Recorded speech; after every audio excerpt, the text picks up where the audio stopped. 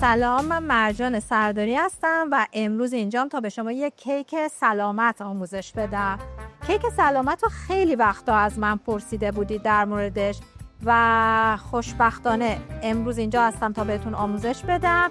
میتونم بگم که این کیک از هیچ شکر مصنوعی درش استفاده نشده و به جاش از شیره خرما استفاده میکنیم و موز.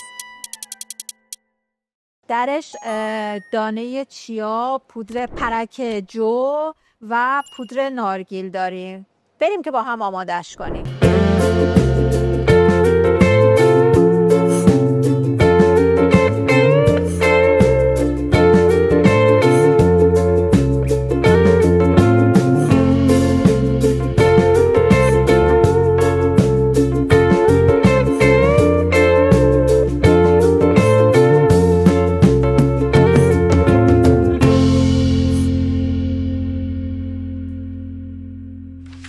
قبل از اینی که بریم من آموزش کیک رو شروع کنم ازتون میخوام که حتما کانال یوتیوب من رو سابسکرایب کنید، اونجا برید نگاه کنید و هر کامنتی که دارید در مورد کیک سلامت همینجا زیر این پست برای من بفرستید تا من بتونم که ویدیوهای بیشتری رو براتون آماده کنم.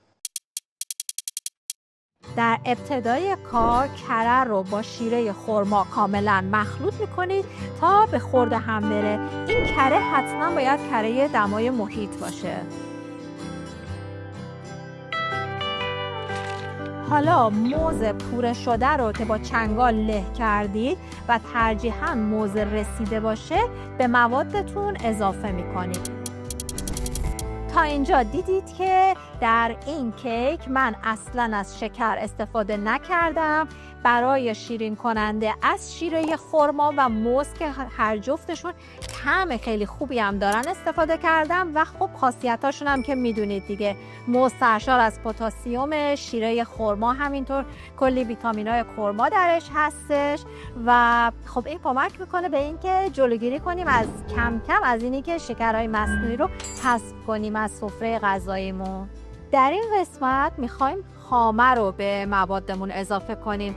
برای اضافه کردن خامه شما میتونید هم خامه پاستوریزه گاوی رو اضافه کنید، هم اگر دوست دارید از خامه نارگیل استفاده بکنید که اون هم طعم بهتری میده، همین هم که خب بعضی وقتا بیشتر دوست دارید دیگه از مواد گیاهی استفاده بکنید. در مرحله بعدی تخم مرغامون رو یکی یکی به خورد مواد میدیم.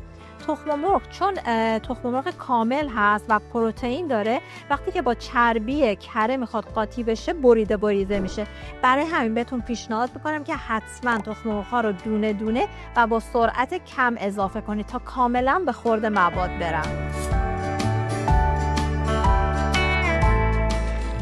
حالا آردمون رو با مواد خشکمون که شامل بیکینگ بود، بیکینگ سودا یا همون جوش شیرین، نمک و پودر دارچین هست به واسطه الک به موادمون اضافه میکنیم. حتما یادتون باشه زمانی که آرد رو به موادتون اضافه میکنید آروم بدون هیچ عجله هم بزنید، از یک طرف هم بزنید، چون اگر بخواید تند هم بزنید یا به واسطه همزن هم بزنید بافت کیکتون بسیار سنگین و سفت میشه. باز هم تا اینجا دیدید که ما از هیچ شیرین کننده ای استفاده نکردیم. تازه از اینجا به بعد میخوایم از پودر نارگیل، پرک جو و همچنین دانه چیا استفاده کنیم که کلی خاصیت دارن و گاهی وقتا میشه که ما اینا رو توی برنامه غذاییمون نمی گنجونیم در حالت عادی، ولی وقتی که وارد یک کیک میشه که در واقع جزء تنقلاتمون هستش خیلی بهتر اینا رو میخوریم و من سعی میکنم توی آموزشام از اینجور مواد بیشتر استفاده کنم تا اینا رو وارد سفره غذاییمون بکنیم.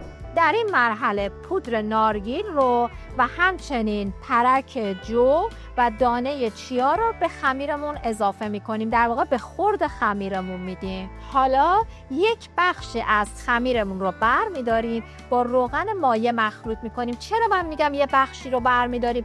چون وقتی روغن مایع رو به موادمون اضافه میکنیم یه خورده هم زدنش و به خورد کیک دادنش سخته. همیشه وقتی که روغن مایع دارید همین کارو بکنید. یه بخشی رو جدا هم بزنید با روغن مایع و بعد به کل موادتون اضافه کنید. اینجوری کلی از مسیر رو صرفه جویی کردید و خیلی سریعتر موادتون هم میخورن. خب حالا که کل خمیرمون آماده شده، من میریزمش داخل قالب. البته من اینجا از رینگ استفاده کردم، رینگ 18 سانت. شما میتونید از قالب استفاده کنید، تا قالب 20 سانت هم میتونید استفاده بکنید. قالبتون رو چرب کنید تا کفش کاغذ بندازید، این مواد رو بریزید روش. در مرحله بعدی هم وقتی که کاملا ریختی، پرک بادوم و چیپس شکلات نسوزتون رو روش بریزید. به جای چیپس شکلات میتونید از میوه های خشک استفاده کنید، حتی همزمان با هم استفاده میتونید بکنید. حالا اینجا من فقط به صورت ساده چیپس شکلات و پرک بادوم که خیلی ترکیب طعمی جذابی رو دارن استفاده کردم.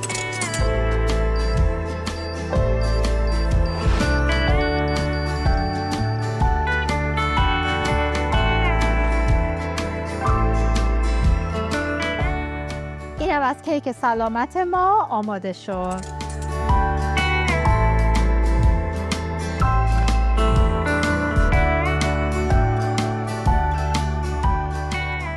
حتما این کیک رو درست کنید، عکساش رو برای من بفرستید، نظرتون هم بهم بگید.